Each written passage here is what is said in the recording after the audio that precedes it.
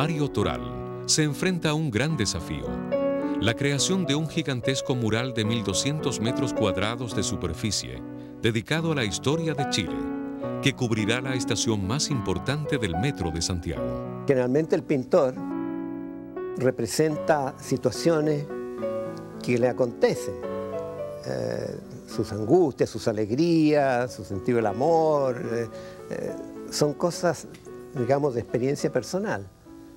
En este caso, yo tuve que tomar acontecimientos objetivos, ¿no verdad?, históricos, e interpretarlos. Aunque Mario Toral ha vivido la mayor parte de su vida artística fuera de su patria, las texturas y colores de ella lo siguen influyendo.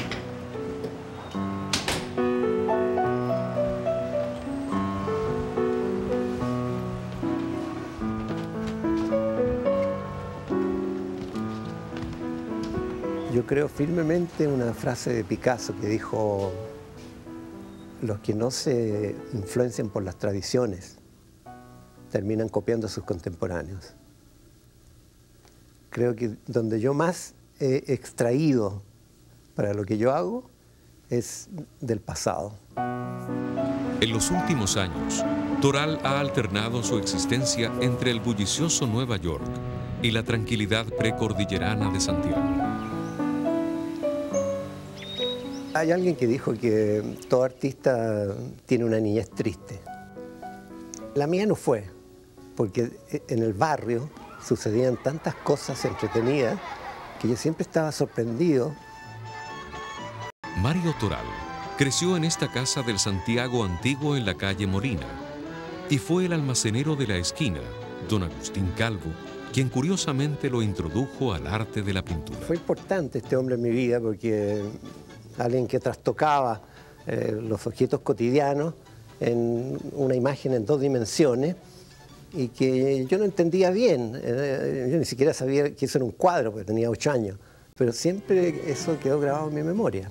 Aún adolescente, Toral decidiría emigrar a Argentina, Uruguay y finalmente a Brasil. Decidí encontrar por mí mismo mi camino.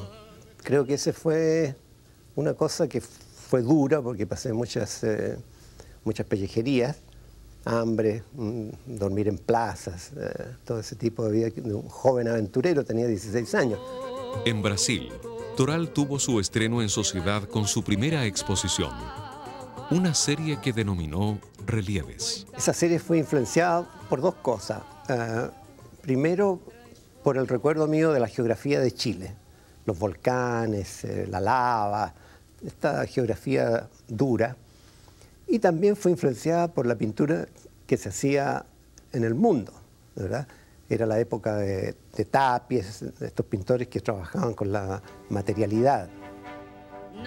Después, viajaría a París becado y pondría un sello distintivo con su serie Tótems. Un arte tiene que tener raíces. Y para mí en ese momento fueron los recuerdos de los monumentos precolombinos, los textiles, la textura. Y esa cosa de mirada geométrica y simétrica, de aproximarte a algo con un respeto sagrado. De vuelta a Chile en los años 60, Toral encuentra una comunión artística con Pablo Neruda. 3 libros él ilustraría: Arte de pájaros, Alturas de Machu Picchu y 20 poemas de amor y una canción desesperada.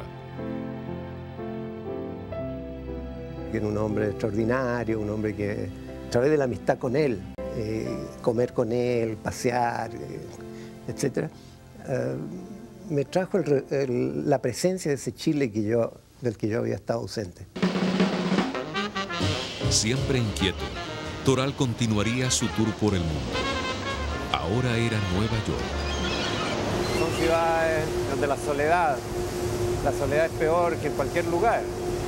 Yo creo que no hay lugar que alguien se pueda sentir más solo que en Nueva York. En 1973, el golpe de Estado en Chile afectaría a su obra posterior. Me fui a mostrar una cosa más visceral, más trágica. Creo que por lo que sucedió en Chile, porque es distinto ver las tragedias cuando son de otro país que verlas cuando son tus primos, tus amigos, los que mueren. Creo que ese fue un cambio decisivo en cuanto a mi modo de ver la figura humana. Cuerpos prisioneros, torturados por el espacio o cayendo a un abismo, y su serie Máscaras obsesionarían al artista, que maduraba también cromáticamente, abriéndose a todo tipo de técnicas pictóricas. Los artistas no necesitan ir al psiquiatra, porque haciendo arte ellos expelen todas sus obsesiones, sus monstruos, las cavernas más lóbregas de su pensamiento. En los últimos 5 años, Toral se ha concentrado en la realización de este colosal mural, que no solo representa una responsabilidad creativa, sino también histórica. Representar la historia de un país es imposible, porque hay tantas personas que piensan distinto, tantos miles, millares de acontecimientos, que es difícil situarlos en su magnitud, ¿verdad? Al final yo recurrí a esa memoria selectiva que te hace de un modo personal ver qué es lo importante y qué es lo que tú puedes hacer. Al caracol. Claro, no, como está acá, pues. Es decir, básicamente tenemos que prepararnos para el fondo, y para que el fondo pueda quedar bien, todo lo que es figura tiene que ser muy fuerte y expresivo.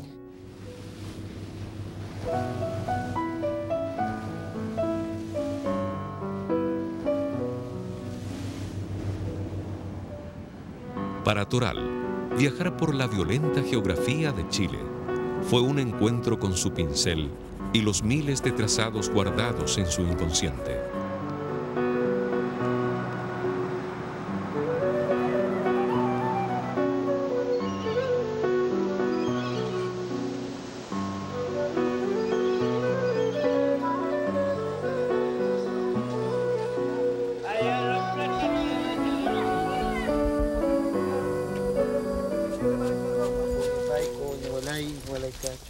¿Sabes? Que sería el recuerdo también muy valioso.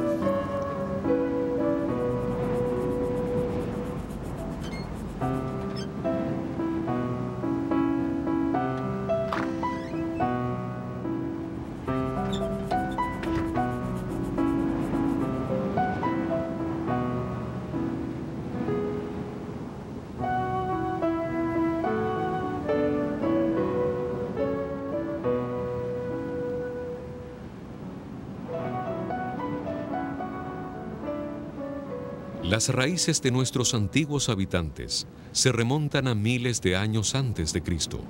El desierto de Atacama ya era habitado por nómades que precedieron al imperio inca. Este panel comenzó a pintarse hace 3000 años antes de Cristo, en el momento culminante de la cultura egipcia. Y cuando estamos entre estos pastores del 1200, ese edad del bronce, ¿no es cierto? Los que hicieron este mural prepararon pinturas muy consistentes para perpetuar su obra, pero ellos desconocían la sociedad futura que iba a leer su discurso. Es exactamente lo que te va a pasar a ti con tu mural, de que tú vas a perpetuar una obra y vas a colocar constantes leitmotiv de una patria que tú la sientes para una patria futura que tú desconoces. Entonces, ¿cuál es tu gran desafío? Encontrar cuáles son los grandes sentidos de este país. Las raíces. Las raíces, ¿no es cierto? Lo que jamás va a cambiar, lo indeleble. Y que eso sea entendido hacia el futuro. O sea, la arqueología, tu arqueología del año 3000, del año 4000, debería presentar un cuadro muy similar a lo que estamos haciendo ahora. Que un historiador del arte en el metro va a leer tu discurso del mural y va a decir, estos mensajes son tan explícitos, los sentimos como propios cuando estamos hablando de los pastores, porque yo te puedo mostrar a 200 metros que todavía hay pastores en esta región, pero también podrá decir, pero esto no lo entendemos. Acá Mario tenía un discurso cerradísimo, con una fuerza impresionante, con una noción abstracta, pero que realmente hoy no lo entendemos. Entonces la gran pregunta es, ¿no es cierto?, ¿cuánto de tu mensaje va a ser explícito en tu arqueología del futuro y cuánta no?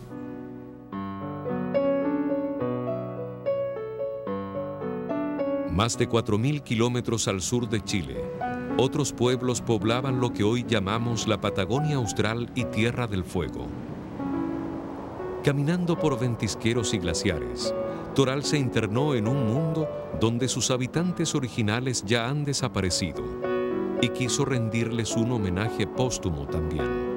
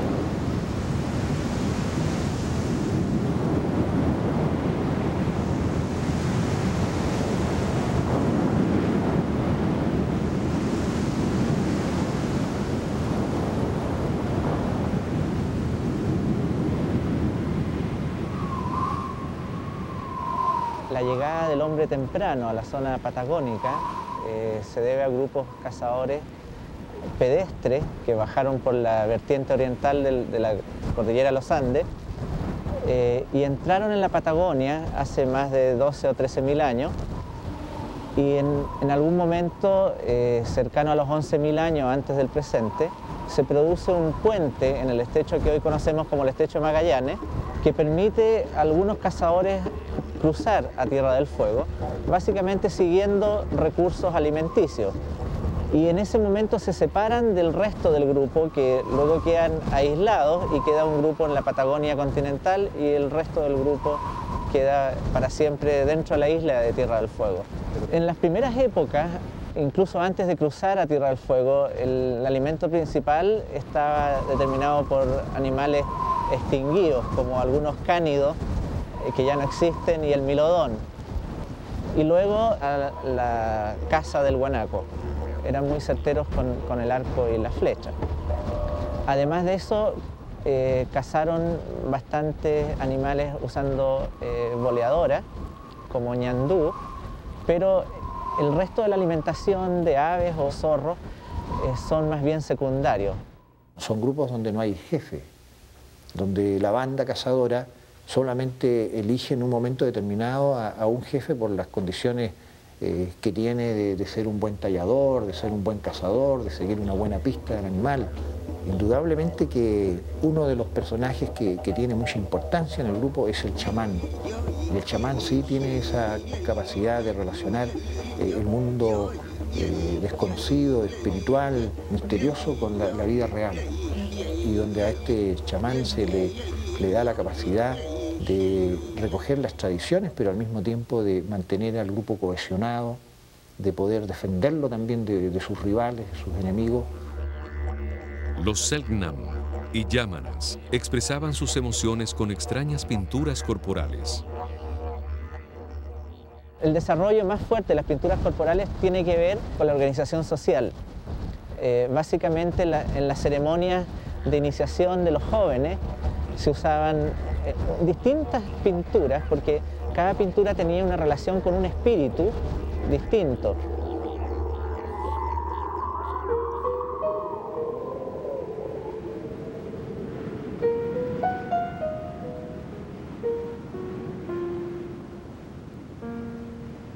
Los pueblos canoeros, como los Yámanas y Alacalufes, deambulaban por los mares y fiordos buscando mariscos y cazando lobos de mar en precarias embarcaciones. Es una cultura dependiente del lobo marino. Todos los movimientos de las familias son siguiendo los movimientos migratorios o las apariciones o las loberías Ellos consumían un 80% de la dieta alimenticia tenía que ver con el lobo marino. Pero nunca los grupos caboneros tomaron esas pieles para usarlas como vestuario. Sí ocuparon las pieles para proteger las casas, ponían algunas pieles sobre el armazón de la casa. ¿Y qué usaban de vestuario? No usaban nada, ellos vivían absolutamente desnudos. Era una de las características de los dos grupos caboneros de esta zona austral, el hecho de que estaban siempre desnudos. En la época de Darwin también hay una anécdota que ellos le preguntaron a los indígenas, bueno, ¿cómo pueden no sentir frío viviendo en el invierno, en la nieve y con el viento de esta zona? Entonces uno de los indígenas le contestó que nosotros somos todo cara, así como ustedes tienen la cara siempre expuesta al clima, nuestra piel es como si fuera toda la cara de ustedes. Recuerdo una frase de Darwin que, según él, era el pueblo que él había conocido que estaba en el estado más primitivo de todos los que había conocido. Bueno, claro, los pueblos fueguinos han sido vistos como pueblos primitivos, como pueblos salvajes, incluso por gente muy importante, con gente muy estudiosa de su época, como el caso de Charles Darwin, pero que han estado rotundamente equivocados. Yo traigo aquí una cita, por ejemplo, de Benjamín Subercaseaux, que es un gran escritor nuestro, en su obra Chile, una loca geografía, donde, refiriéndose a los fueguinos en general, nos dice él: hombres miserables, primitivos, hasta la animalidad, se escondían en el laberinto de sus canales y se alimentaban de peces crudos. Es un buen ejemplo de cómo nuestra visión hacia el mundo, que es distinto al nuestro, es muy categórico. Ahora está de moda la comida japonesa. Exacto.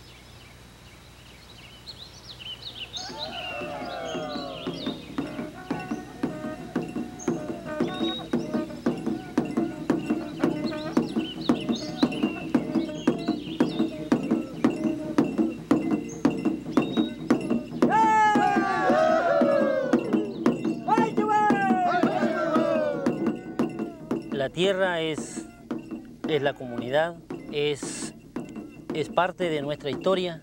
En sí es el propio pueblo mapuche, porque mapuche significa gente de la tierra. Y el idioma que hablamos es mapudungún, habla de la tierra. Por lo tanto, la tierra también es nuestro idioma, es nuestro lenguaje, es nuestra madre, es nuestro padre, es todo lo que le da vida al actual mapuche. Porque sin ella no podríamos mantener nuestra cultura, es decir, nuestro idioma, nuestra manifestación de vida.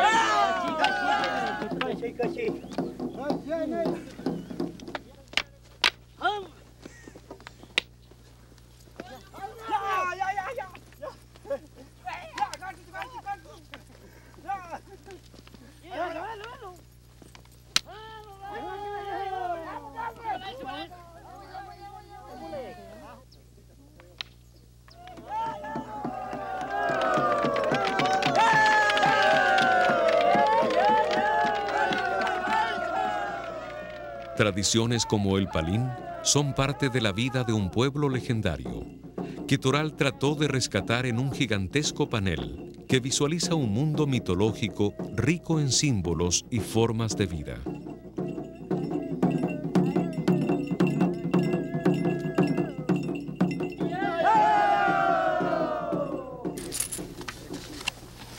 Con rehue. Ah, claro, con rehue. Rehue.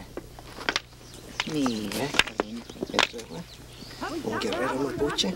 sí. Maimai Tenten, las dos serpientes. Ah, sí, eso. ¿Cómo la llama? No conozco eso. Pillán. Y un choroy. Chorro y bonito. Una machi. Aquí. Aquí está usted. Ah, Una machi. Otro rehue. Y una araucaria. A caballo, los españoles. mira, Y aquí los mapuches muertos.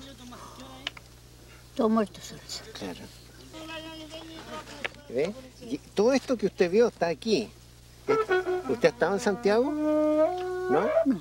Nunca no he ido a Santiago. Ah, Eh, claro, el metro. ¿Ha escuchado hablar del metro? nunca. Es como un tren, pero que anda por debajo de la tierra. Y esta es la estación donde los pasajeros toman este tren. Claro. Y estas pinturas están en esta estación. La machi Estas pinturas que vimos. se conecta con el mundo de los antiguos, el mundo de los muertos, por el cual los muertos hablan a través de ella. La machi emplea en sus comunicaciones muchos arcaísmos, muchas expresiones en desuso, ¿no? Expresiones antiguas. Nasciu criado tatuați lom meu, lom mă pu machita inche, pantem tapcin veliten pu la mentan pu lom cheta. Faman tagine soy de muta nantuloain. La gran diferencia entre el cristianismo y la religión mapuche yo la veo en que el cristianismo es una religión revelada, es decir, hay una revelación de un mundo que el hombre desde este plano no alcanza a acceder en forma natural. El mundo mapuche del espíritu es que todo es natural, el espíritu es natural, es una forma de la naturaleza. Para los mapuches no existe lo sobrenatural. Meli meli, meli meli, toko yimusai munasi, wenumapu, muleipu aliwen, ninielu pumutung lien, feimu askintulen, kom nipeuma. Katufei chipuleufu naupai kuyenmu. Meli meli, meli meli, eimichu mautulei mapuñuke. Kapuliwen peskuko ngauta tufei. Meli meli, meli meli, ya seumichai tanto. Yo nací en una comunidad y allí escuché la voz de mis abuelos y de mis padres. Por lo tanto, cualquier cosa que surja de mí tiene que ver con el espíritu mapuche que me habita, con todo lo positivo y lo negativo que en él existe, porque a nosotros siempre nos decían, a mí, a mis hermanas, a mis hermanos, que la vida es una dualidad. El de la serpiente Tren y la serpiente Caicai, que establecen una lucha constante. Y eso es la poesía, la poesía. ¿Cómo lo ves en el mundo actual? ¿Cuál es tu reacción ante la profanación de estos elementos naturales? Bueno, de profundo dolor, porque yo nací y crecí entre bosques, pero cuando ve uno la desaparición de los bosques y la consiguiente desaparición de los esteros, se comprueba simplemente lo que dicen nuestros mayores, que nosotros somos una parte de este mundo, no más importante que los árboles y que los ríos, y que los pájaros y que las flores. Y lo que nosotros hacemos en contra de esa otra parte nuestra, de esos hermanos nuestros que nos están hablando, lo hacemos a nosotros mismos. Y aunque la cultura mapuche no tiene una tradición escrita, el Licura Chihuailaf ha establecido un puente más allá de aquellos poemas cantados, que son parte de esa rica tradición oral mapuche y diaguita que Toral intentó recuperar en 3 epigramas. Porque, como él escribió tiempo atrás, quedaron escritas en el viento. Y son tan poderosas que aún permanecen en el tiempo. Cuando yo le hice la misma consulta de por qué los mapuches, si a mi juicio era una gran cultura, ¿por qué no desarrolló la escritura? Una respuesta que me dio otro anciano mapuche, me dijo, porque cuando uno escribe miente, ¿no? Es muy fácil mentir cuando escribe. En cambio, cuando uno dice su palabra, no puede mentir, porque las palabras se la cobran la naturaleza. Entonces es muy delicado mentir hablando. Nosotros no somos políticos, no tenemos un poder en esta tierra, salvo el poder que da el arte. Y el arte siempre va unido a la verdad. No puede haber un artista que no exprese lo más profundo, lo más sincero que tiene en el corazón. Y esta visita, aunque ha sido breve en el tiempo, nos ha enriquecido enormemente.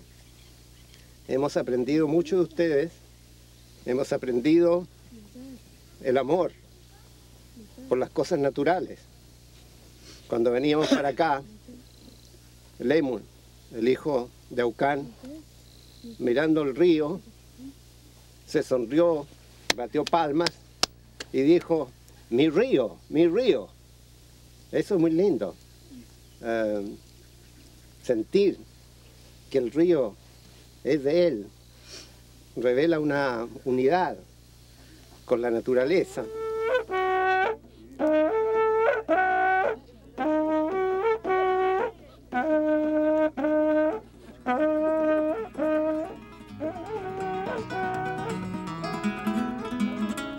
Siempre he sido partidario de que todas las conquistas son detestables, y la de América no dejó de serlo. La conquista del siglo XVI, el siglo XVI entero era puro espíritu de conquista. El camino del Inca, que atravesaba todo el imperio, fue también el lugar de encuentro entre 2 mundos que terminarían chocando y fundiéndose bajo un mismo sol. Pero la ruina en general corresponde a lo que eran las capillas en el siglo XVI. Y tiene un sentido porque los españoles llegan acá, justo en el momento cuando hay que atravesar el despoblado más despiadado de todo el desierto chileno. Entonces hay que pedir mucho al Dios cristiano a través de esta capilla, de la misma manera como los incas y los atacameños pedían a sus dioses anteriores a la evangelización. La conquista produjo no una destrucción total del mundo precolombino, sino una fusión, un choque de culturas, del cual salió el mestizaje. Piensa, Mario, que lo mejor de nuestra América es el mestizaje, que tenemos 2 premios Nobel y los 2 son mestizos, no solamente de cara, sino de todo, incluso de poesía, ¿no? Estos asientos indios nos están enseñando que están evangelizando a los indios atacameños y lo hacen tan bien que a los 10 años de la conquista de Atacama, los líderes más grandes, los guerreros atacameños más feroces, ya se llamaban Juan, se llamaban Pedro, ¿no? Ya habían sido bautizados con el ceremonial del bautizo dentro de las iglesias. Son 2 cosas a la vez, la lucha de conquista y la visión humanista de los misioneros españoles. Por ello, Toral rindió un homenaje a la obra del padre Luis de Valdivia, quien escribiera la primera gramática mapuche.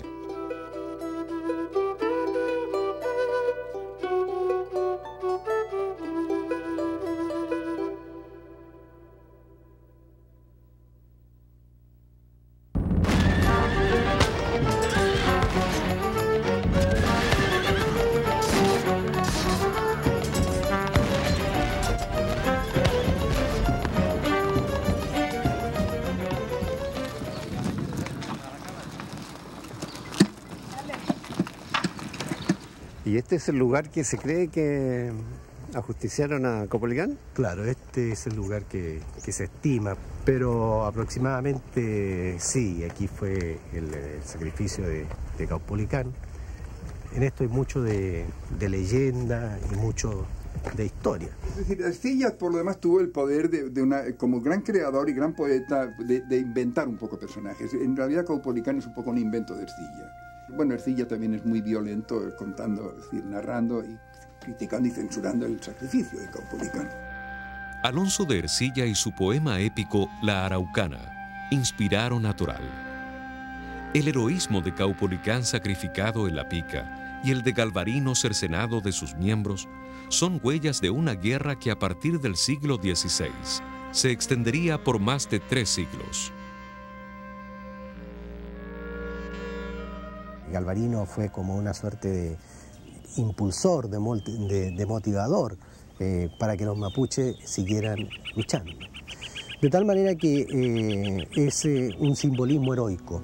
No era un hecho inusual, ¿no?, que se aplicaran cortes de miembros, cortes de narices y en fin otros castigos de esa especie. Eran una parte de la cotidianidad violenta que implica un proceso de conquista. Aquí, en este plácido paisaje cerca de Cañete, las guerrillas lideradas por Lautaro dieron muerte al conquistador Pedro de Valdivia. Lo que dio en los momentos iniciales es la superioridad militar a los españoles fue el uso del caballo, que los mapuches no lo conocían. Pero ellos rápidamente adoptaron el uso del caballo y eso fue equilibrando a las fuerzas en pugna. Macanas, lanzas, flechas, todas estas armas son utilizadas por los mapuches. Los españoles usan muchas armas de hierro, ¿no?, de fierro, espadas, todas estas cosas cortantes, que los mapuches también van a recoger. Y yo creo que la figura de Lautaro representa muy bien eso, porque es un estratega que toma conciencia de esta posibilidad de poder vencer y expulsar al invasor. Hoy, sin embargo, las razones que desencadenaron esa larga guerra todavía siguen latentes en algunas comunidades mapuches. Nosotros estamos necesitados de terreno, solo eso estamos pidiendo, no estamos haciendo toma de fondo, nosotros solo estamos recuperando nuestra tierra de los antepasados, porque esa es la historia y esa va a seguir siendo nuestra historia.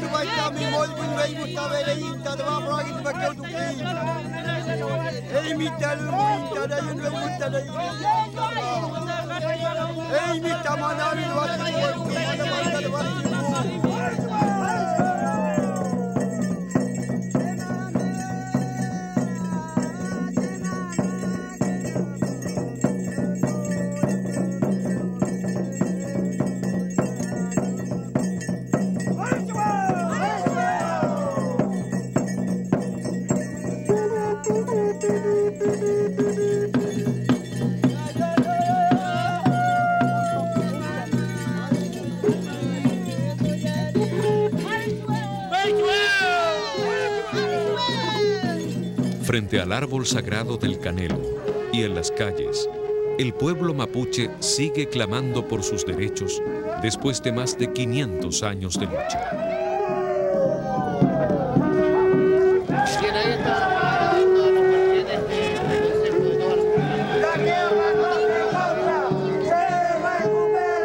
La tierra no se compra, se recupera. Una cosa que me ha llamado la atención es que siendo del pueblo mapuche unos pensamientos tan profundos, esta religión tan que te hacen meditar 2 veces sobre la existencia de nuestro mundo occidental. ¿Cuál es la razón que la parte iconográfica sea tan modesta, la parte artística, que no hayan una artesanía muy rica como en otros países de América Latina? La mejor respuesta que yo te puedo dar es una que escuché en una conferencia y un profesor universitario le hizo la misma observación. Si ustedes los mapuches, les dijo, consideran tan grandiosa su cultura, ¿cómo es que no desarrollaron obras materiales ni construcciones como Machu Picchu o como los Teocalli aztecas? Y este joven le dijo, mire, nosotros los mapuches no desarrollamos eso porque para construir una ciudad o construir una pirámide como los aztecas, se requirió de un sistema de servidumbre, de que la gente se sometiera, y nosotros aquí en la Araucanía jamás aceptamos la servidumbre. O sea, nosotros optamos por la libertad y no por la opresión de obligar a otra persona a trabajar si no lo quería. Y porque además nosotros los mapuches consideramos que allí donde se levanta una ciudad, allí muere un río, y eso sería llanto para nosotros.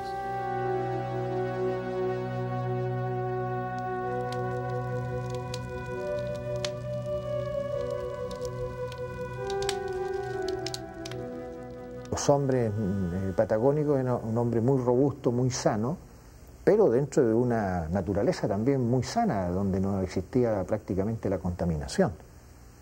Esto trajo para ellos una fatal consecuencia, porque siendo robustos no tuvieron la capacidad inmunológica para enfrentarse al hombre blanco, que trajo una serie de epidemias, de enfermedades, y de hecho la gran desaparición de estos pueblos fue más que nada por enfermedades, si bien también se puede dar explicaciones de hechos de fuerza. Previo a la llegada de las compañías ganaderas, a final del siglo pasado, en que se estima que había una población de alrededor de 6.000 individuos Selknam, el impacto de este nuevo animal que es introducido en Tierra del Fuego, que es la oveja, ellos encuentran un animal muy rico en las calorías que necesitaban y muy fácil de cazar.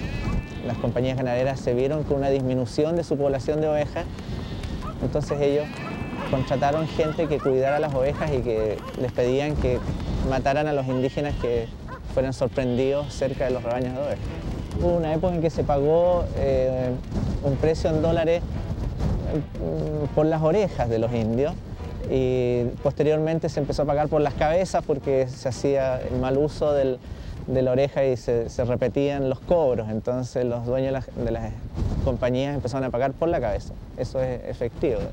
A fines del siglo XIX, el capitán Julius Popper, poseído por una misión colonizadora, iría aún más allá en tierras australes, a lo que se llamaría eufemísticamente la pacificación de la Araucanía en tierras mapuches. El caso de Popper, repito, es emblemático, marca una época en la cual el dispararle a los indígenas, el sacarlos del territorio, el despojarles sus derechos fue algo habitual.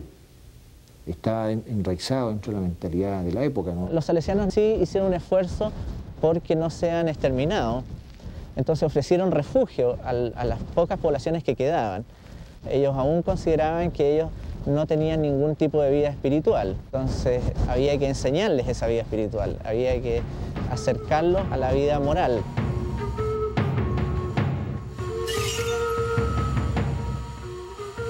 A diferencia de los pueblos fueguinos al sur del continente, en el desierto, los descendientes de los incas lograban sobrevivir y perseverar en los oasis que bordean los Andes.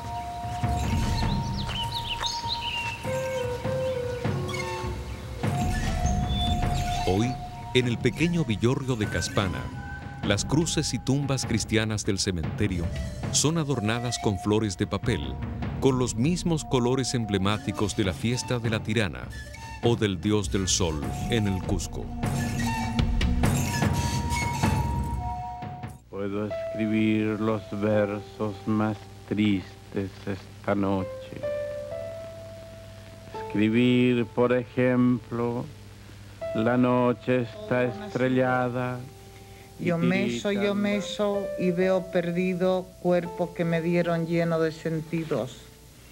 Ahora no veo ni cuna ni niño y el mundo me tengo por desvanecido. Para Toral, las voces de los grandes poetas chilenos cobran vida en su obra pictórica. Versos que conforman un gran árbol, cuyas raíces extraen de los seres humanos sus emociones y sentimientos en imágenes literarias. La chichita bien madura brama en las bodegas como una gran vaca sagrada. Para mi tristeza violeta azul, clavelina roja para mi pasión y para saber si me corresponde.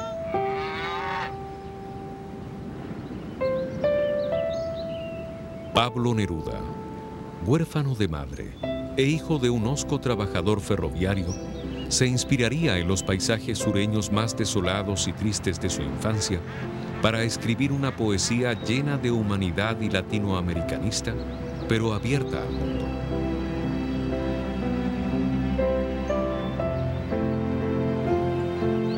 Neruda es un poeta para todos.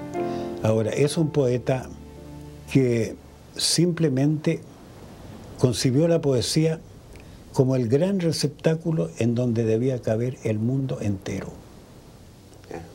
Porque él entra en Madrid, cuando llega joven, en gran polémica con Jiménez, el decano, digamos, de la poesía pura.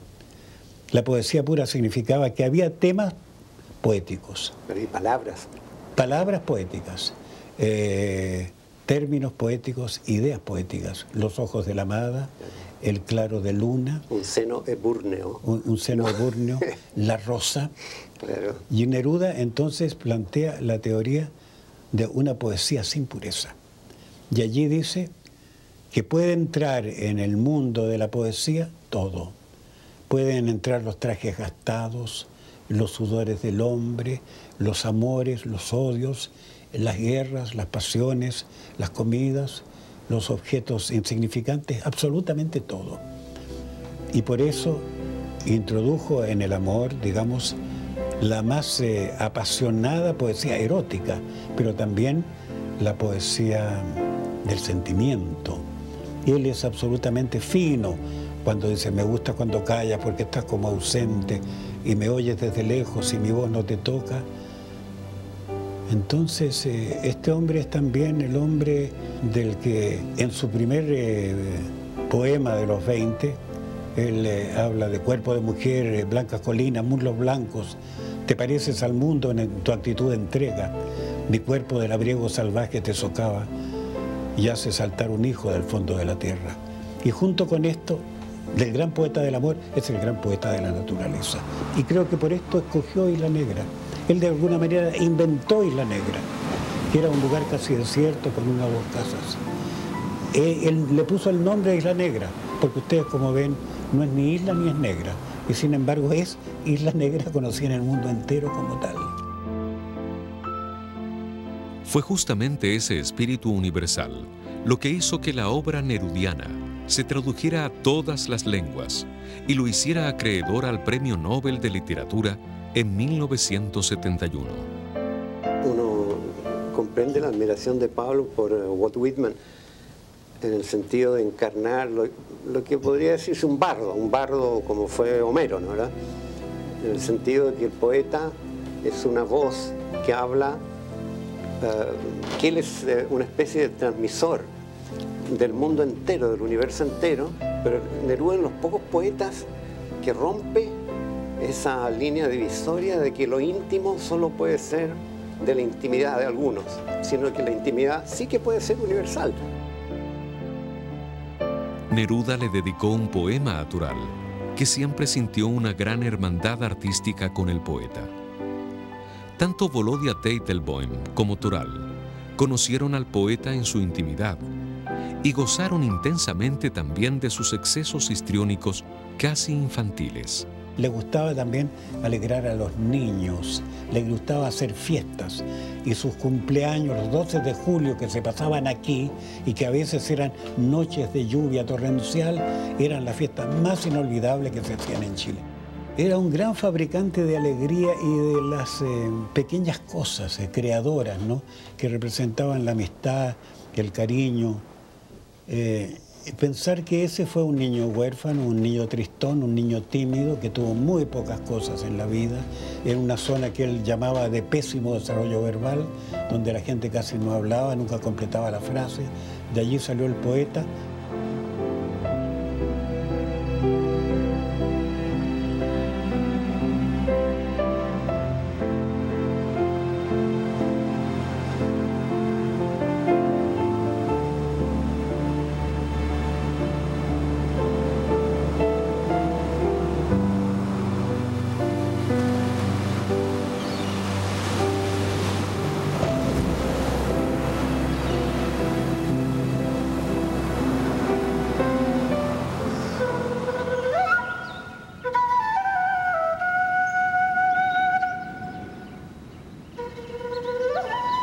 Gabriela fue muy feliz aquí.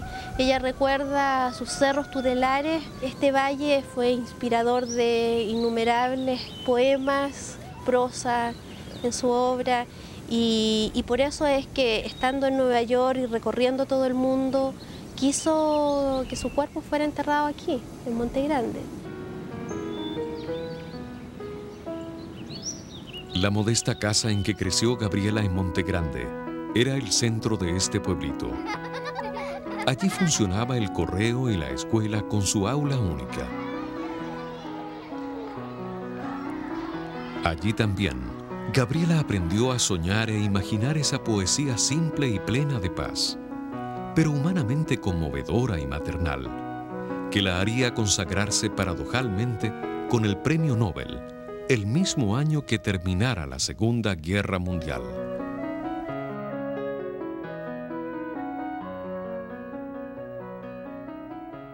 Gabriela se cría ya en un sistema de vida, de comunidad muy distinta, que no la vivió nunca.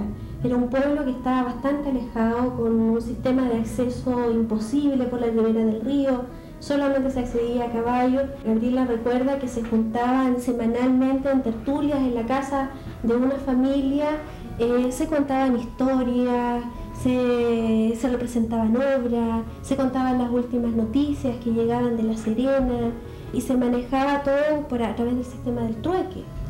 Ella quería frutas del huerto del vecino, iba, las recogía, y después el vecino iba y le llevaba a la madre de Gabriela sus costuras para que le arreglara el vestido, la camisa, ¿cierto? En un mundo detenido por el tiempo, Gabriela aprendió a observar las cosas simples de la vida, pero también a vivir las injusticias de una mezquindad provinciana. Y en esta escuela ella vivió el episodio más impactante de su vida, que la marcó mucho. ¿Qué edad tenía ella? Tenía 10 u 11 años. Víctima de un malentendido, Gabriela sería acusada de robo, episodio humillante que la afectaría toda su vida. Las niñas del colegio, bastante crueles, como suelen ser los niños de esa edad, la esperan a la salida del colegio y le gritan ladrona y le tiran piedras, y ella llega, según sus propias palabras, un poco sangrante a su casa. Paradojalmente, Gabriela adoptaría la docencia como su profesión y dedicaría gran parte de su obra a los más perseguidos y al mundo mágico de la niñez. No quiero que a mi niña la vayan a hacer princesa, y menos quiero que un día me la vayan a hacer reina. La subirían al trono a donde mis pies no llegan.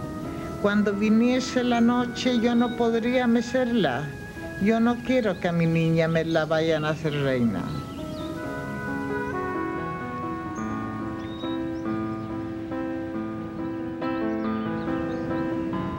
Vicente Huidobro, él es el amado de la juventud. No es el más difundido, pero es aquel al cual recurre cada nueva generación. Esa generación que por su propia naturaleza renovadora quiere cambiar el mundo, la poesía, todo. Entonces indican como su favorito, su predilecto, su maestro, a Vicente Huidobro. Huidobro, el poeta del futuro cósmico y propulsor de nuevas formas y movimientos, moriría olvidado en esta casa y sería enterrado en la colina próxima que mira a Cartagena. Está soplando el viento fuerte, hay frío y todo parece alrededor olvido. Aquí está esta tumba, muy descuidada, muy triste. Detrás hay grafitis desordenados, inconexos, faltos de sentido, vasos plásticos, papeles de diario, basura. Lo cual me parece la antipoesía por excelencia. Y él incluso cuando habla de antipoesía está hablando de poesía. Él tiene otra tumba construida literariamente por sí mismo en su poema Altazor. Allí escribe una colección de epitafios.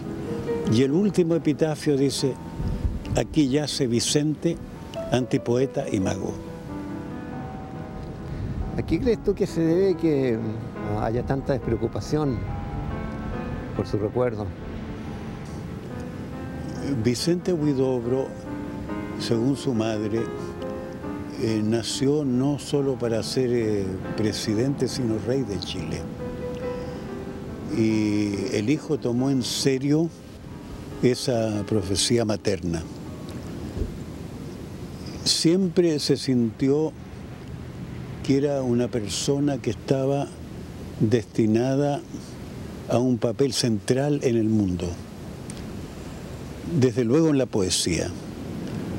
Y por eso viajó a Europa cuando joven, concretamente a París, que entonces era el centro de la revolución estética, para colocarse a la cabeza de la poesía mundial. Huidobro soñaba con bellas mujeres y amoríos e impulsaba movimientos literarios y políticos de vanguardia. Él participó también en la Segunda Guerra Mundial como corresponsal, porque no podía haber acontecimiento trascendental del mundo sin la presencia de Huidobro. Él decía que tenía el revólver, que Hitler se suicidó. El teléfono de Hitler, el teléfono de Hitler, y lo alardeaba de esto. Era una persona conmovedora y conmovedoramente ingenua. Nosotros que éramos unos muchachos, él tenía 20 años más que nosotros, bueno, lo veíamos como un niño grande que nunca iba a madurar, pero de sueños colosales, siempre admirable, que necesitaba ser protegido. Él no admitía ser protegido, porque él lo sabía todo.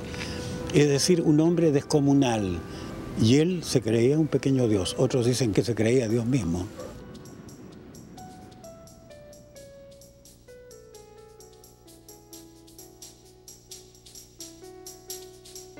Esta es de las muy pocas cosas que tengo de mi padre, porque él no juntaba nada ni nada, era el hombre más sobrio del mundo. Pero este era su escritorio y su silla. Mi papá se suicidó en este escritorio. ¿Cómo escribía? Imagino que no con máquina de escribir. No. No. Mira, mi padre escribía todos los días de su vida. Cuando se levantaba, se duchaba y enseguida se instalaba a escribir. ¿Antes del desayuno? Antes del desayuno, después desayunaba, después salía, pero en cualquier momento que él estaba desocupado, digamos, él estaba escribiendo. Escribía en los trenes, escribía en el carro cuando iba con el chofer. Bueno, escribía en todas partes. Mi papá siempre nos decía a nosotros, el escritor, el artista, es un trabajador como cualquier trabajador del mundo. Entonces él estaba escribiendo hasta el último momento de su vida. Pablo de Roca vivió una vida intensa. Fue el poeta del amor y del odio, de lo colosal y la simpleza de un buen plato de comida criolla. ¿A qué tú crees que se debe que un poeta tan importante tuvo como un rechazo de sus contemporáneos, en cierto modo? No tuvo la gloria que tuvo Vicente Huidobro, Pablo Neruda, Gabriela Mistral, cuando en mi opinión están al mismo nivel. Bueno, yo creo que existen varios factores. La primera cosa es que mi padre era un luchador y un marxista, pero un marxista de alma, un tipo que había estudiado a fondo todo esto. Y que no aceptaba entonces, le costaba mucho aceptar opiniones adversas a su manera política de pensar. Eso era una de las cosas. No cedía en nada. No cedía. La otra cosa era que tampoco cedía cuando no le gustaba una obra literaria.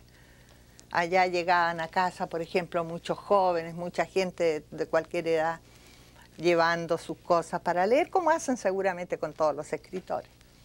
Y mi padre era un hombre que respondía de frente a todo eso. Decía, mire señor, mire compañero, tenía esa palabra siempre, mire compañero, usted no tiene nada que hacer en la literatura.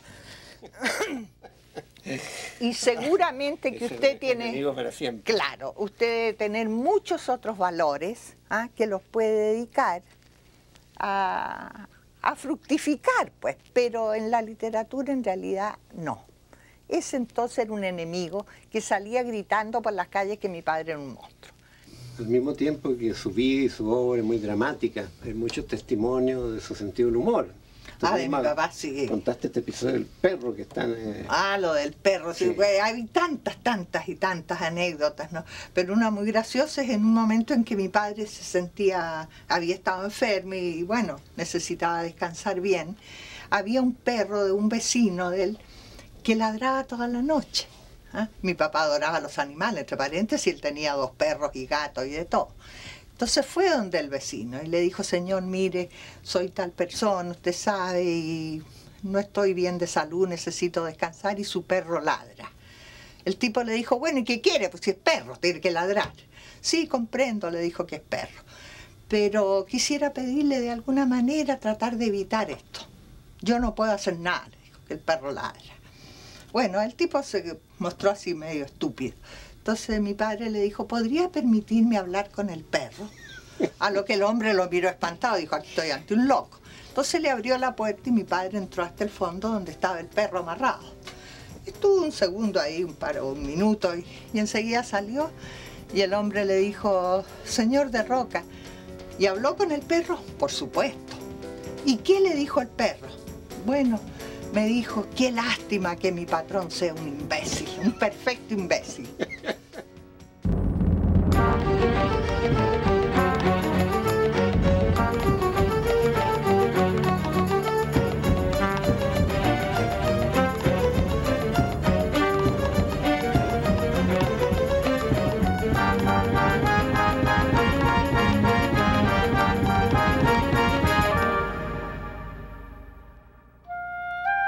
Para Toral, las raíces históricas de Chile fueron construidas sobre la base de próceres visionarios que muchas veces pagaron con sangre su heroísmo.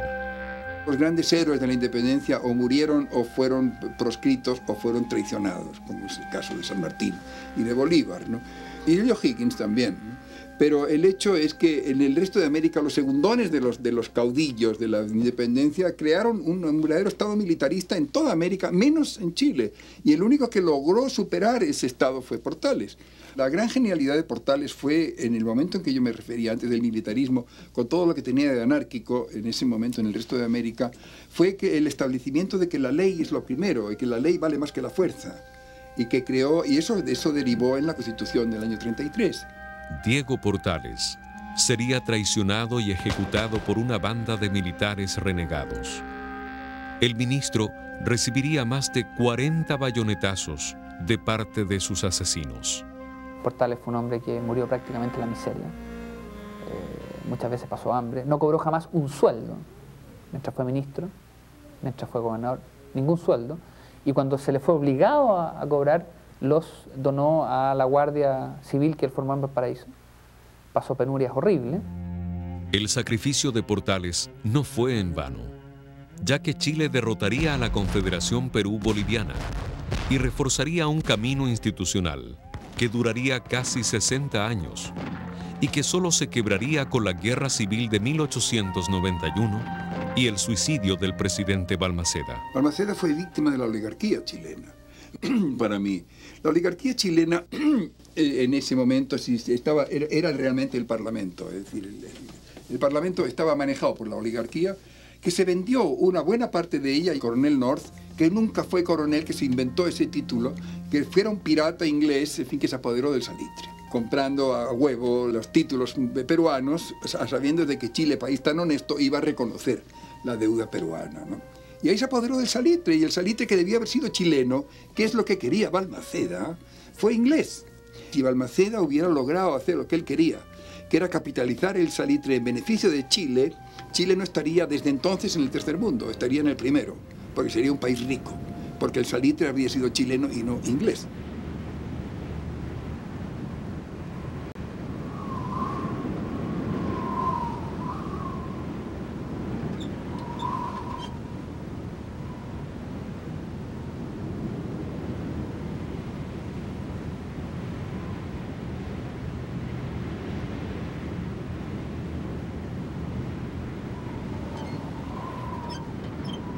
La minería de Chile llama la atención, ¿no es cierto?, por su rudeza. Y hay tipos de explotación como el salitre, el cobre y el carbón, que precisamente exigen mucha fuerza, mucho trabajo bruto, ¿no?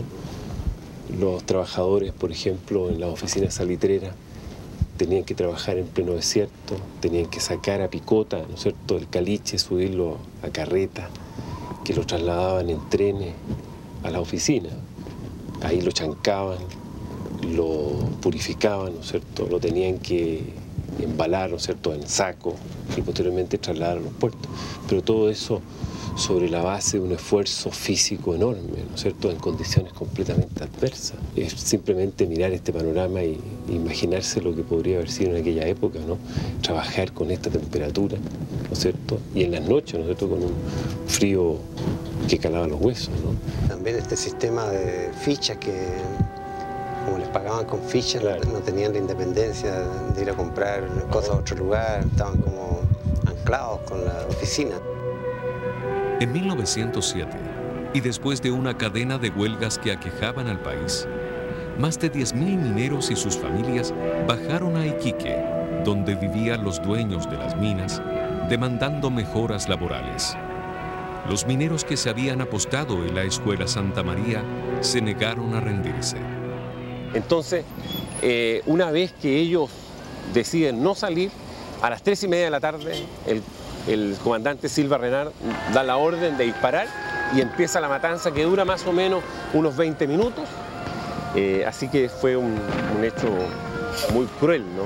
Muy cruel.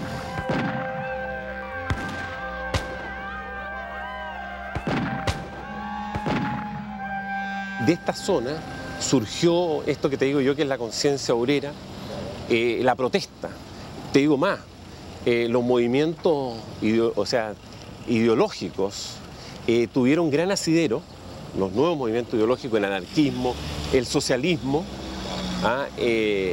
nace prácticamente en esta zona. Los líderes obreros, uno que formó el Partido Comunista, Luis Emilio Recabarren, es de precisamente esta zona. El trabajador era muy maltratado, o sea, aquí había un ambiente muy propicio para que las máximas, ¿no es cierto?, de Marx tomaran sentido. Aquí como se veía más patente.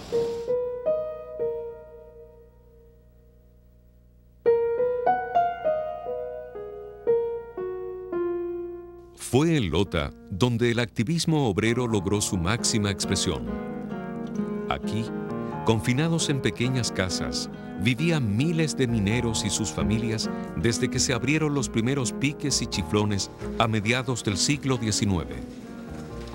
Solo hasta unos años atrás, este camerino cobijaba a miles de mineros que después de un turno de 10 horas de trabajo, solo recibían un salario mínimo.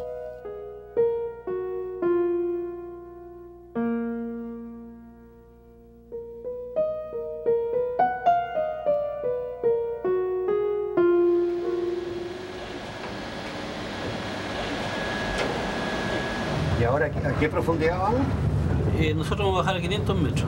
500 metros, vamos derecho, sí. Derecho. La mina aquí se encuentra en dirección suroeste.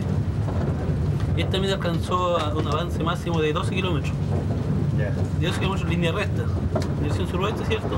Pero aparte de eso hay 87 kilómetros de galería construida aquí abajo, en el fondo del mar. Es como un laberinto. Es un verdadero laberinto, la verdadera ciudad prácticamente. Mucho compañerismo debería haber. Es harto compañerismo. Y aquí no se miraba abajo en la faena misma, se olvidaba de religión, de partido político, porque todos trabajaban en el mismo frente, así que cuando se produjeron accidentes, todos acudían al auxilio del compañero aquí. ¿Y accidentes a veces mortales? Sí, en el año 94 tuvimos la pérdida de 3 compañeros que murieron ahogados aquí. Estaban trabajando en una maestra y se les vino un golpe de agua. Así que los 3 murieron ahogados simultáneamente. Junto al conflicto asociamos a la minería del carbón con las tragedias, las grandes tragedias mineras, pensamos las inundaciones, los piques, los mineros que quedan sepultados, la muerte lenta, la asfixia, pero la minería del cobre, al menos de la gran minería del cobre, fue siempre un modelo de leyes sociales y en general estaban mucho mejor que el resto en términos de protección social, mucho mejor que el resto de los chilenos. ¿Y usted hubiera seguido trabajando si usted le preguntaran por su gusto? Sí. ¿Usted hubiera seguido trabajando minero? Claro. Aún que el trabajo es duro y mal pagado. No era tan mal pagado porque a uno le gusta lo que hace. ¿Ya?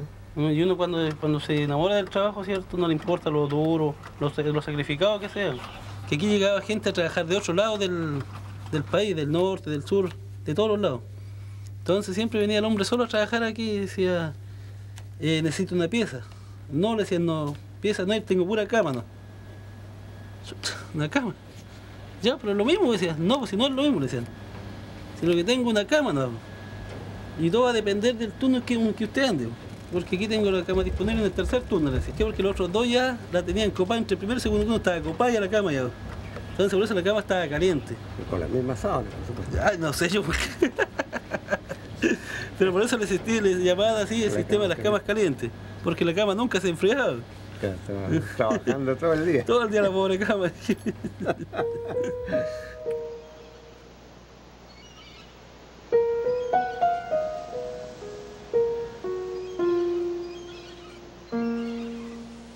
Y aunque Lota ya cerró sus puertas, en pueblos como Lebu, la tradición carbonífera todavía perdura precariamente.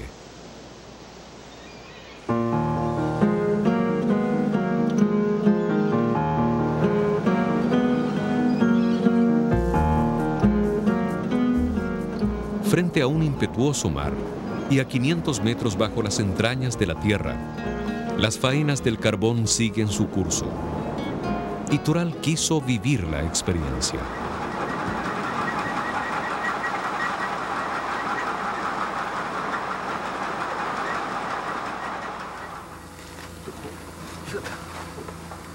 Ojalá que tenga rollo la cámara. Vale, ¿derecha o izquierda?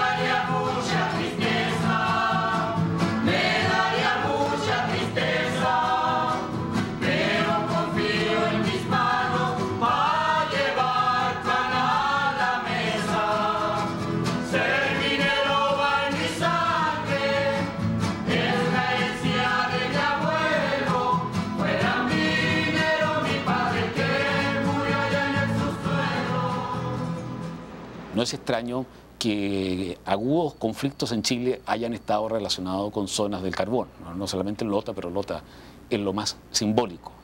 Y estuvo en el origen de la Ley de Defensa de la Democracia, la llamada Ley Maldita, del año 1948. El Partido Comunista aparecía el año 47 estando en el gobierno y al mismo tiempo manejando, o habiendo estado hace poco en el gobierno, manejando una huelga minera en el carbón, una forma de erosionar la capacidad del gobierno de Gabriel González Videla. Todo esto inserto en una lucha comunismo-anticomunismo que antecedía mucho a la Guerra Fría, antecedía a la Segunda Guerra Mundial y que era más antiguo este asunto. Hubo este campo de concentración o detención, como se le quiera llamar, en Pisagua, pero tengo entendido que ahí no hubo muertos.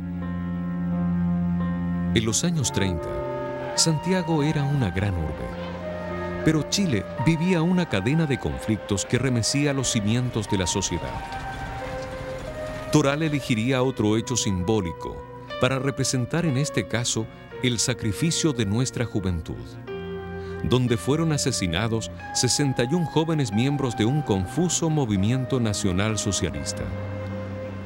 Todavía impactado por estos hechos, conversó sobre este acontecimiento con uno de los protagonistas de aquella masacre. Nosotros éramos portalianos, seguíamos la doctrina de Portales. Nuestra inspiración tenía chileno y además era despersonalizado. Nosotros creíamos en el Ejecutivo despersonalizado, no aceptamos la dictadura de una persona.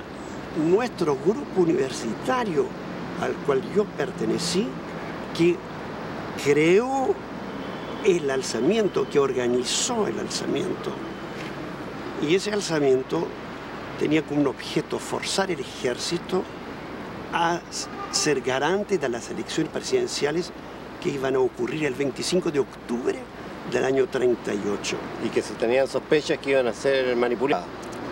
Que, claro, había un fraude electoral que evitar.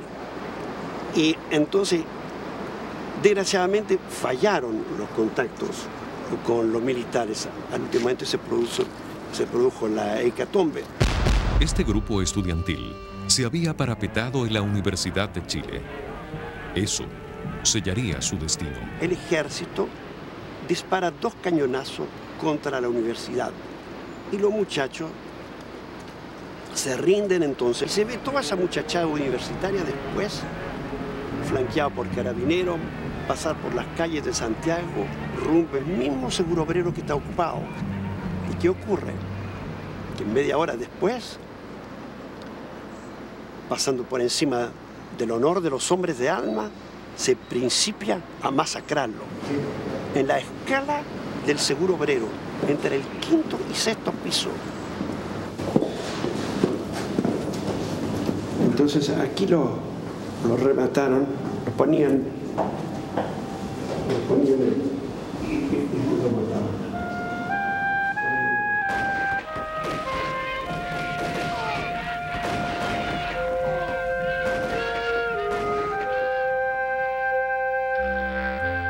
Ahora este martirio tuvo un resultado positivo en cuanto a que el candidato oficialista perdió las elecciones. ¿Tú crees que esto se debe a este sacrificio? ¿Fue un hecho importante? Es decir, el 25 de octubre, ellos hacían la hazaña, estos muchachos, con su sangre derramada, de vencer la fronda aristocrática, de llevar al poder a Pedro Aguirre Cerda y de cambiar los destinos históricos del país. La clase media entró a gobernar con los partidos democráticos. O sea que la epopeya de esos muchachos no fue vana, triunfaron. Y por eso que se debe recordar justamente su epopeya juvenil, porque ellos afrontaron la muerte súbita, pero sabiendo también que con su sangre salvarían su país, porque lo gritaron en las escaleras del Seguro.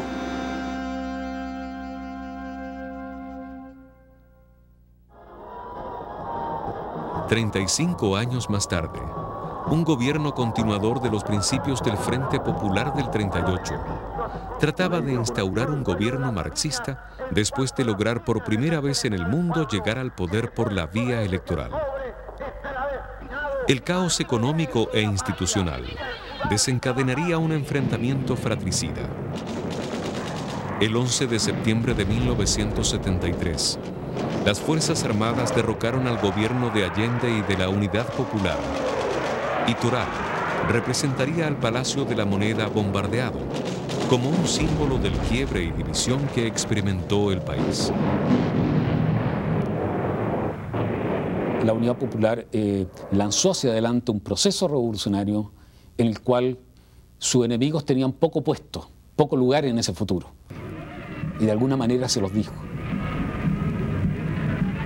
Y los enemigos se asustaron mucho, entonces todos llegaron, bueno, aquí se trata de uno o de otro, aquí nos viene algo encima, nos van a degollar a todos, o los fascistas están preparando una dictadura, en fin. Y esto quitó toda posibilidad de un acuerdo. Entonces Allende creía su verdugo. Y además, ¿qué éramos nosotros? Porque yo tenía una fe brutal en el progreso histórico. Creíamos que la historia iba hacia adelante, hacia el lado de los pueblos, ¿no? No hacia el lado de la oligarquía, ¿no? Y éramos un país que no había sufrido, como habían sufrido otros países de América Latina, la aparición del terror, de la dictadura. Los argentinos habían vivido la inestabilidad política total. Unos gobiernos débiles civiles eran reemplazados por los militares y la política se hacía en la sombra con Perón de allá desde Madrid, ¿no? Y los brasileños ya tenían su dictadura. Entonces nosotros vivíamos una especie de inocencia que nos permitía hablar de la violencia y decir que íbamos a llegar por la vía armada y que había que resolver el problema del poder, cuando no había ninguna condición, porque no se puede, es como terrible invocar la violencia cuando se es una especie de profeta desarmado, ¿no? Cuando se pueden tener armas, pero no se tienen soldados, ¿no? Porque ser soldado es duro. De algún modo yo creo que Allende también a nosotros nos salva de algo que hubiese sido más terrible que el golpe. La guerra civil. La guerra civil, o haber triunfado y haber triunfado con las ideas que teníamos entre el 70 y el 73, donde... Como cae Rusia ahora en la Claro, con estas ideas de que había que aplicar la dictadura del proletariado. Cualquiera que conozca el orden, la organización de las Fuerzas Armadas, sabe que internamente no puede hacerle frente, salvo dividiéndola. Y la estrategia de la izquierda era ir a esa división. Y eso hubiera sido muy posible, yo diría, hasta el paro de octubre, hasta poco después, caso un golpe. Pero después de eso no. Después de eso no, porque hubo esta conjunción entre oficiales intermedios y alto mando.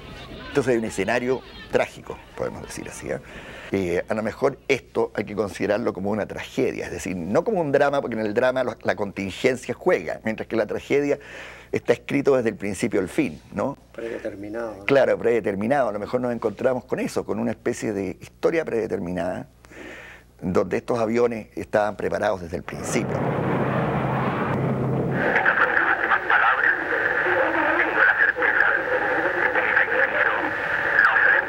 Allende committed suicide and is dead now.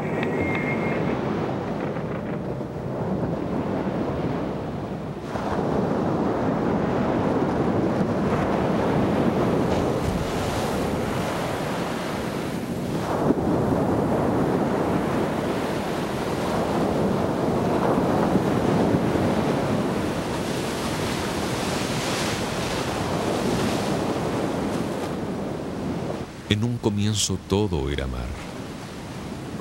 Luego se retiraría dando paso a una naturaleza mágica llena de contrastes. Desiertos interminables, glaciares y ventisqueros helados, volcanes indomables, lagos y ríos tormentosos y una flora variada y rica.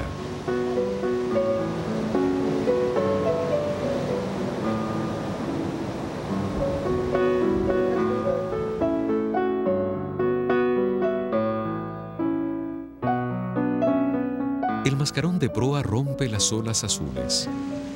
Una vocación marítima que cuenta de leyendas, barcos fantasmas y hombres que recorren los mares y cosechan diariamente sus frutos.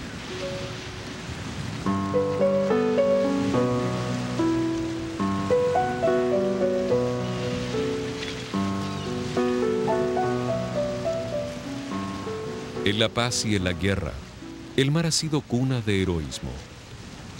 El capitán Arturo Prat y la hazaña de la Esmeralda resultó crucial para que Chile triunfara en una justa bélica que hasta su sacrificio era impopular. La parte delantera del buque choca contra el costado de popa de la Esmeralda, salta Prat con el sargento Aldea. Prat baja por esta escala y se dirige hacia el puente de mando del Huasco. Y aquí dice: en este sitio cayó Arturo Prat, el 21 de mayo de 1879. Uno de los hombres más ilustres de Chile. Correcto. Además es muy importante también como ser humano la relación de él con su señora. Sus cartas son conmovedoras porque es un hombre tan honesto consigo mismo. Cada frase de sus cartas son como coleccionables, ¿no? Por su autenticidad. Tiene una habilidad tremenda. Y una de las últimas cartas que él le envía a su señora lo hace durante el combate. En un momento dado llama al guardiamarina Seger y le dice: Seger, le entrego esta carta a usted para que la haga llegar a mi esposa. Y mis últimos recuerdos, dígale que son para ella y para mis queridos hijos. Y él le dice: pero comandante, si usted no va a morir. No, Seger, cada uno sabe dónde está su destino. Y el suyo es seguir viviendo. Y lo que tiene que suceder, tiene que suceder.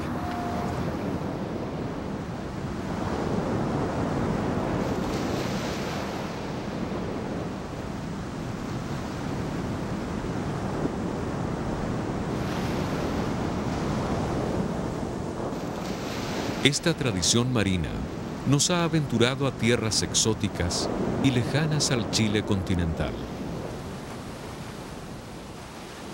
Rapa Nui, o Isla de Pascua para el resto del mundo, es el lugar geográfico más aislado de la Tierra. A más de 2000 kilómetros de cualquier punto geográfico y parte del triángulo polinésico, Rapa Nui es una isla que posee más de 70 cráteres. Fue la abundancia de esta roca volcánica la que proveería la materia prima para construir aquellos sorprendentes moais.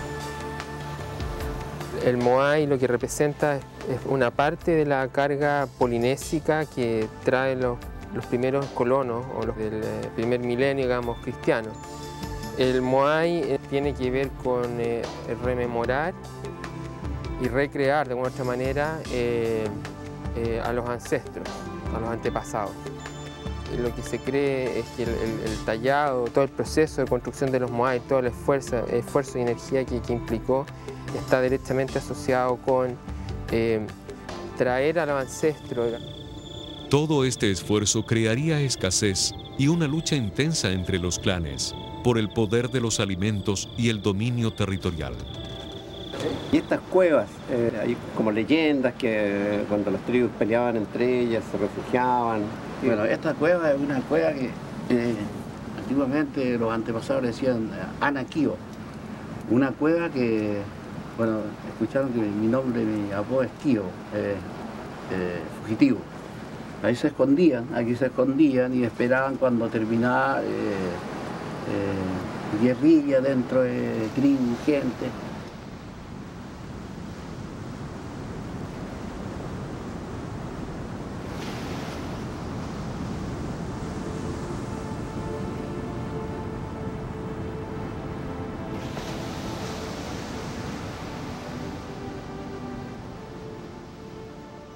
Más tarde, surgiría un culto ceremonial ligado a la fertilidad y al hombre pájaro, Tangata Manu.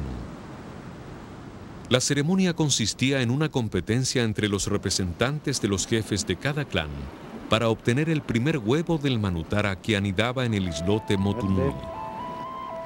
Ellos debían nadar 2 kilómetros hacia el islote y volver con él para otorgarle al jefe de su clan el gobierno de la isla por un año.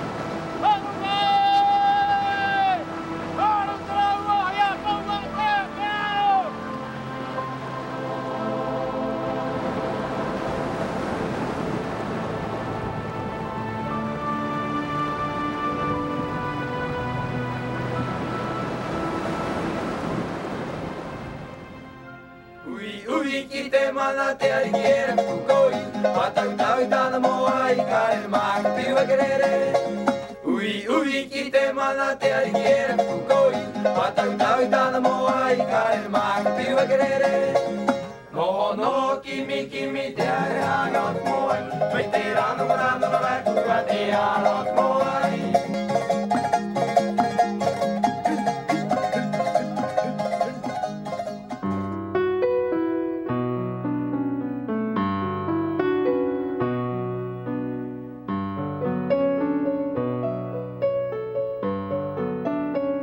Me tocó venir a recibir a la bodega 2 pallets con pintura. Y eran cajas y cajas y cajas de pintura que desaparecieron, que están ahora puestas en las telas. ¿Ah? Entonces cuando uno levanta físicamente y ve el peso, está cargando parte de ese container lleno de pintura, sumado a los batidores y sumado al peso de la tela. O sea, hay varias toneladas en el aire. ¿Ah? Hay varias toneladas en el aire. Para Mario Toral, su labor creativa en los andamios ha concluido. Ahora, panel por panel, el mural es desmontado para trasladarlo a su destino final.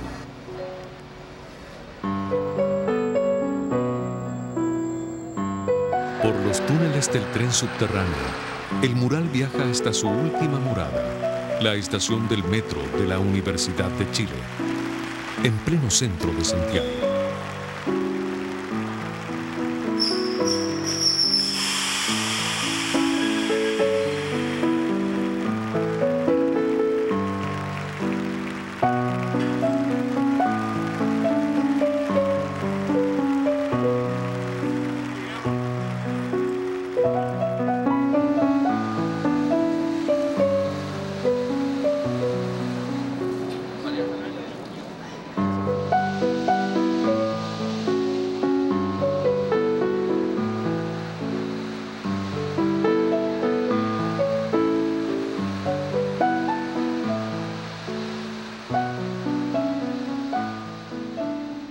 Hace 5 años comencé en mi taller, delante de una hoja en blanco, a dibujar estas escenas que retratan la historia de Chile. Ahora la obra está terminada y mi deseo es que constituya un homenaje al pueblo de Chile, que con su inspiración y trabajo ha construido esta nación, la cual todos tanto amamos.